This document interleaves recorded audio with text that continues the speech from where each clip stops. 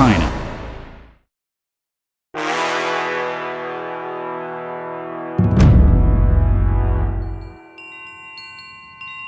It's a grand palace complex, a sacred site for Tibetan Buddhists. It is a model for ancient Tibetan architecture and a pilgrimage destination for countless believers.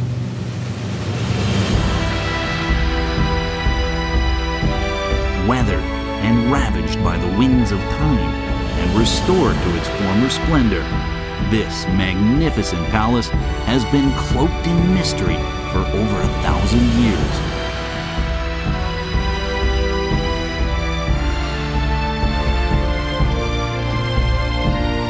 Discover China unlocks the gates to the Potala Palace.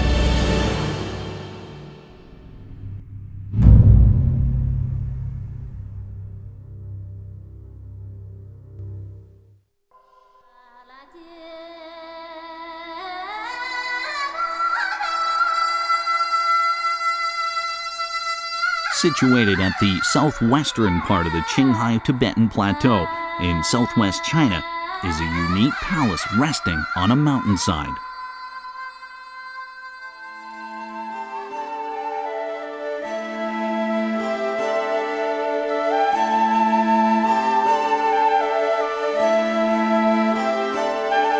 The mountain, also called Red Hill, rising 3,600 meters above sea level in northwestern Lhasa, the Tibetan capital.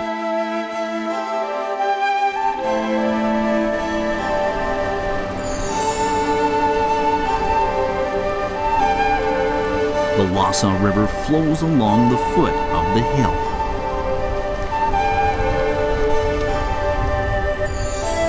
A tributary to the Yarlung Tsangbo River, the winding riverbanks of the Lhasa River irrigates the fertile lands. It has nurtured these lands for thousands of years.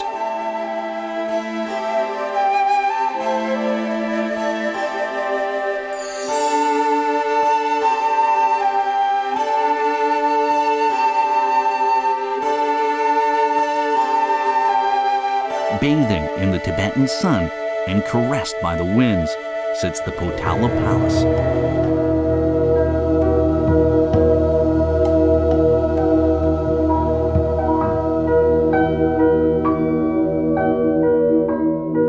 Standing at the roof of the world in Lhasa, this architectural wonder overlooks the Qinghai Tibetan Plateau with breathtaking splendor.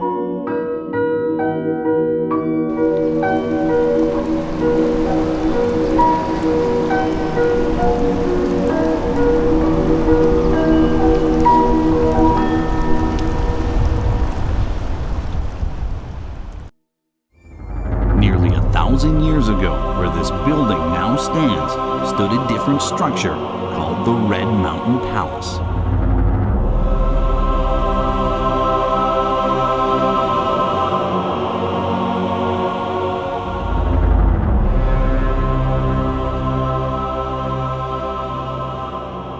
Maijiaokungar County is located in the middle reaches of the southern Yarlung Tsangbo River, 60 miles east of Lhasa. It is embraced by valleys and widespread grasslands.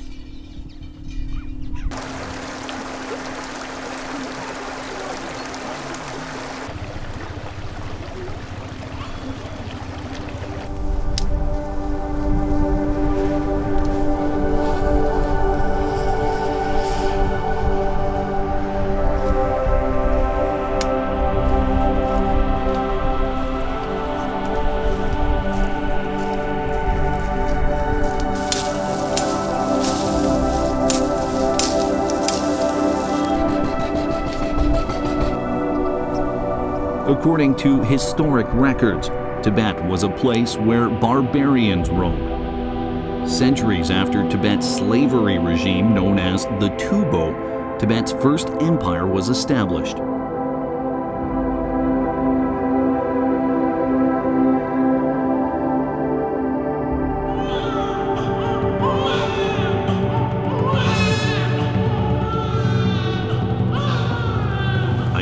born 1,300 years ago, marked the beginning of Tibet's civilization, as his cries echoed through the valley like the surging Lhasa River.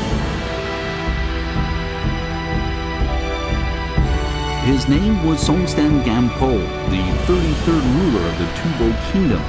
His birth was to change the face of Tibet and that of Chinese history.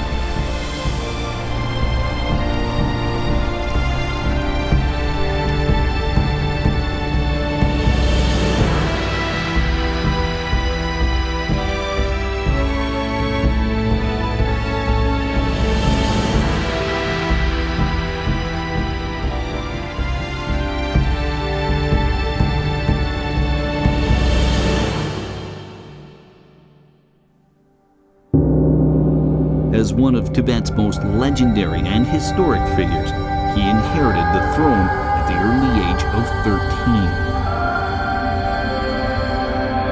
During the following 4 years, the energetic and ambitious young ruler had quashed civil unrest and conquered various tribes on the plateau.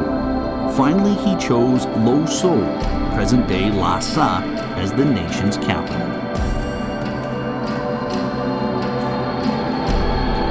In the spring of 633 AD, the desolate Lhasa turned into a busy, lively city.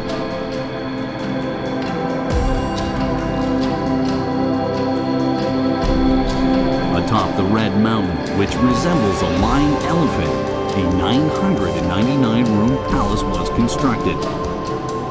It was initially called the Red Mountain Treasure Palace.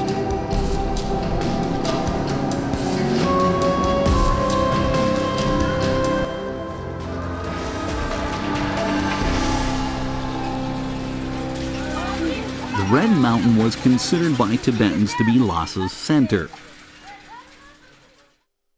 Looking down from the palace, the flat-topped Tibetan buildings surrounding the mountain resemble stars. Serving as a foil for the majestic palace, they separate it from the mortal world at the foot of the hill. The palace became a symbol of supreme power. Built along the mountain crests, it was seamlessly built in harmony with the ancient trees, precipitous peaks, and sheer cliffs.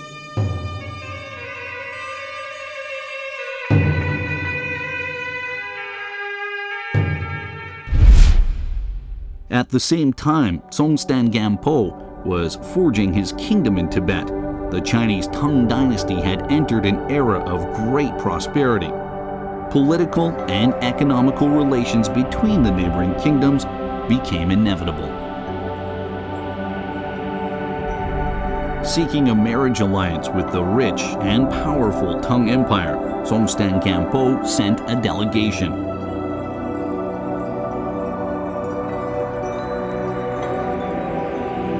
At that time, many other minority groups sent such delegations. The emperor would choose one husband for his daughter, Princess Wencheng. In a competition held for the princess's hand, the Tibetan envoy defeated all of his opponents and won the hand of Princess Wencheng.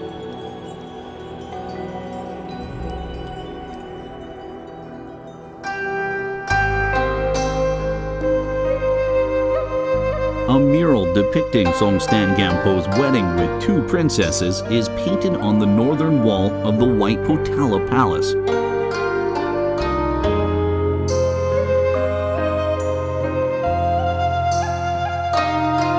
Princess Wencheng, the daughter of Emperor Taizong, was an intelligent and beautiful woman. She was an educated young woman, having studied history, culture, and etiquette, as well as Buddhism. To some degree, her arrival in Tibet contributed to the work on this architectural marvel. Her delegation brought advanced technologies, farming skills, seeds, and skillful artisans.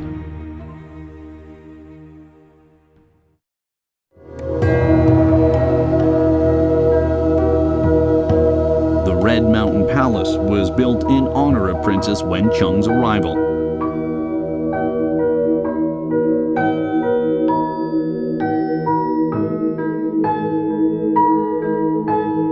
It was in this palace that Songstan Gampo established Tibet's rules and laws, as well as Tibet's systems of weights, measures, and writing.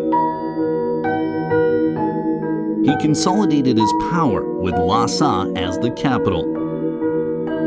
From the vivid murals, the Red Mountain's once grand scale can still be seen.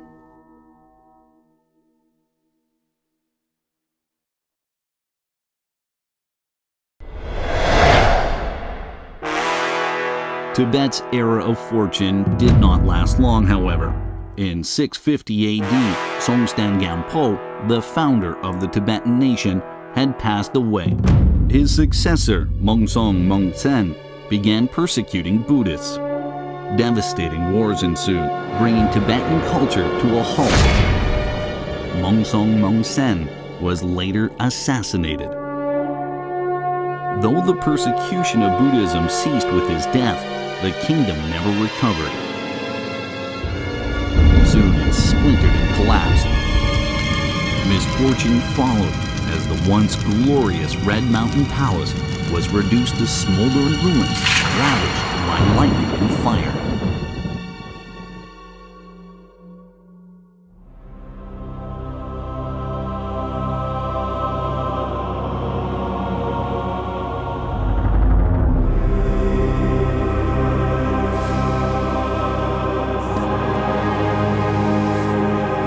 1,000 years later, in 1645, the Red Mountain once again became Tibet's focus.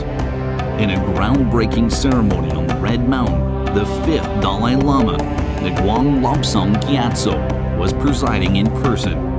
The sacred palace was about to be restored to its past glory.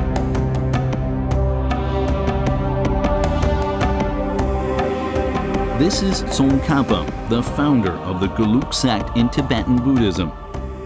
In 1409 AD, he held the first prayer meeting in the palace's Jokhang Temple. The powers of Buddhism, as well as the Potala Palace, were restored to their former standing.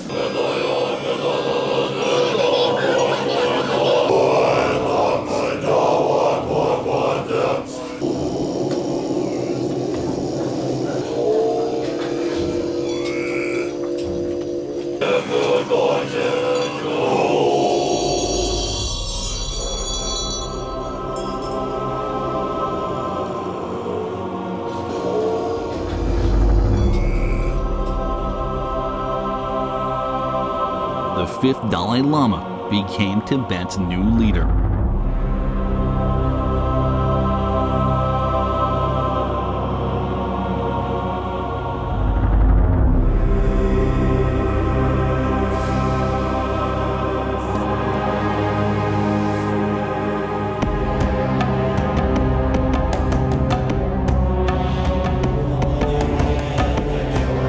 In 1642 AD, the 5th Dalai Lama reunified the splintered kingdom.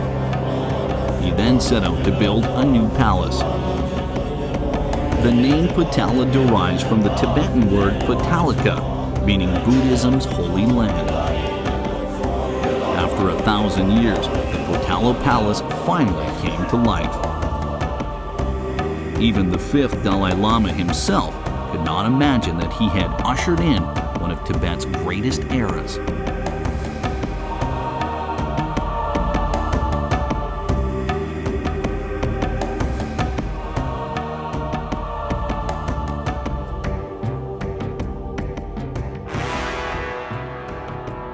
Construction on the Potala Palace began in 1645.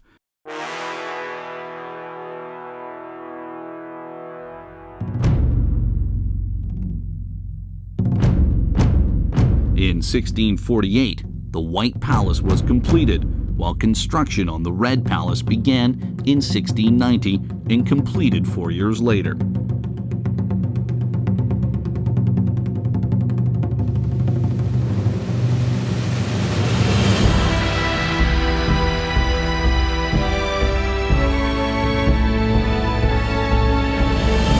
This grand structure has stood on the Red Mountain ever since.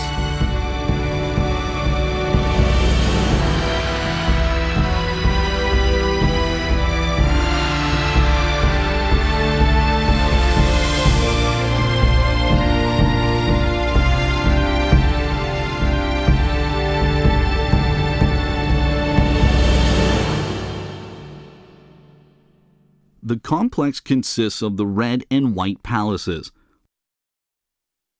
The latter served as the Dalai Lama's living and working quarters.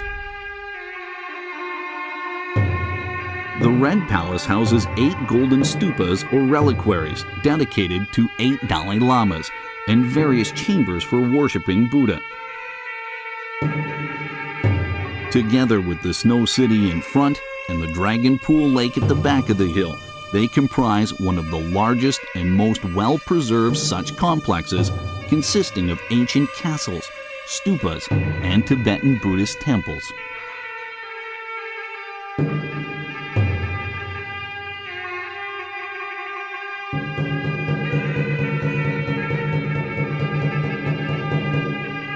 On top of the stupas and other important temples, gilded gable roofs are sparkling with golden splendor, along with precious vases and flags fluttering in the wind.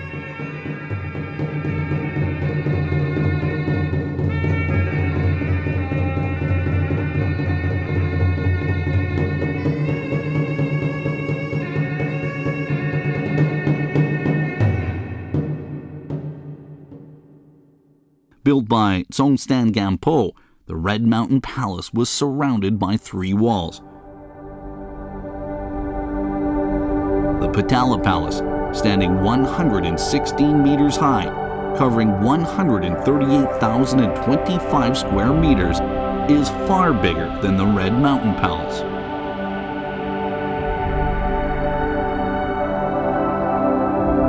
The question remains, how were these magnificent buildings erected atop the rugged mountainside?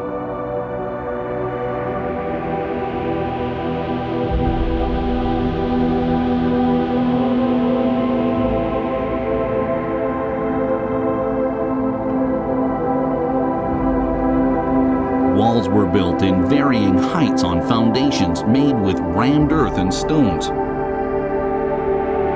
The main structures were then built on platforms supported by these walls. Beneath the floors lie the mountain ridges. The design provides a natural ventilation system to the building.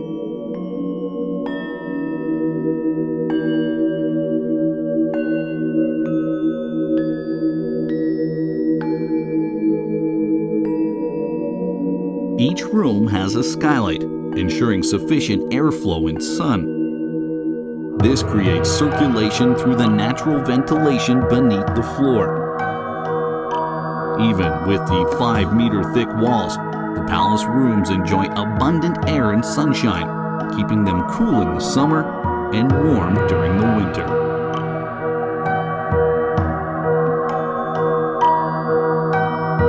Since the Red Mountain Palace was destroyed by a fire caused by lightning strikes, a lightning protection system ordered by the 5th Dalai Lama was designed and built during the construction of the Potala Palace. The gilded bronze Buddhist statues in the sutra pavilions atop the roofs serve as lightning rods.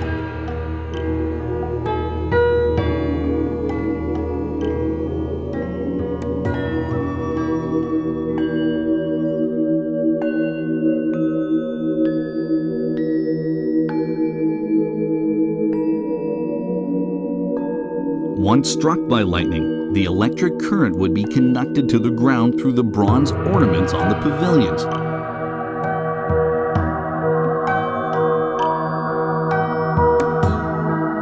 This system has protected the Grand Palace from lightning strikes for over 300 years.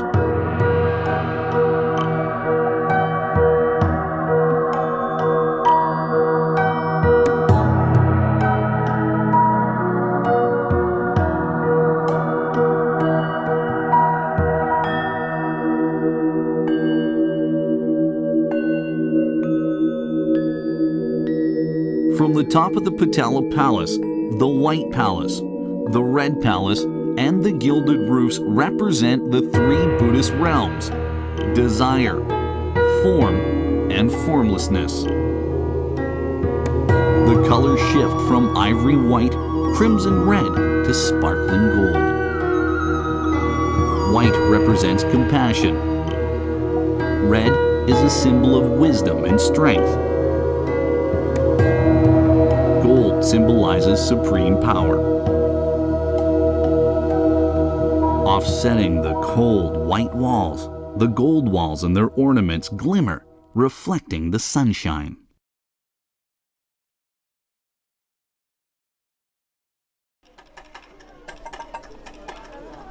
Each morning, the Potala Palace greets the first rays of sun. Devout pilgrims from across the world come here. Their chants echo in the valley. These acts of worship demonstrate the fusion of body, mind, and soul with Buddha. Worshippers will kneel down, lie on the ground and bow, relieving themselves of their burdens.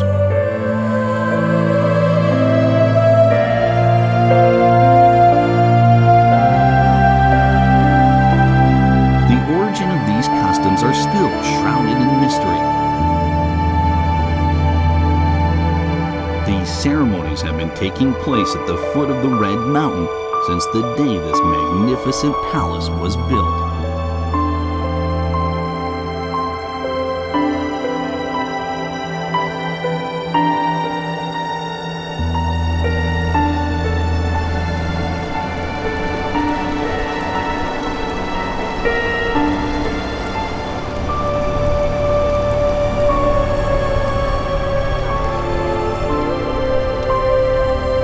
Tibet is no longer the barbarian land it once was. It is revered by Tibetan Buddhists and countless believers around the world as a sacred site.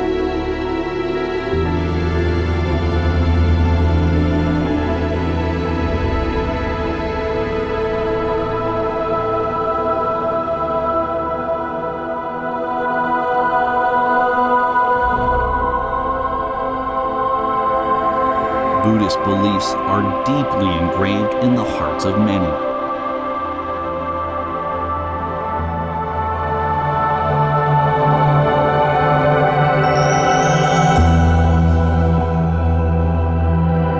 Pilgrims may pass into Tibet for a moment of spiritual endeavors, but will find their religious roots in the Tibetan culture.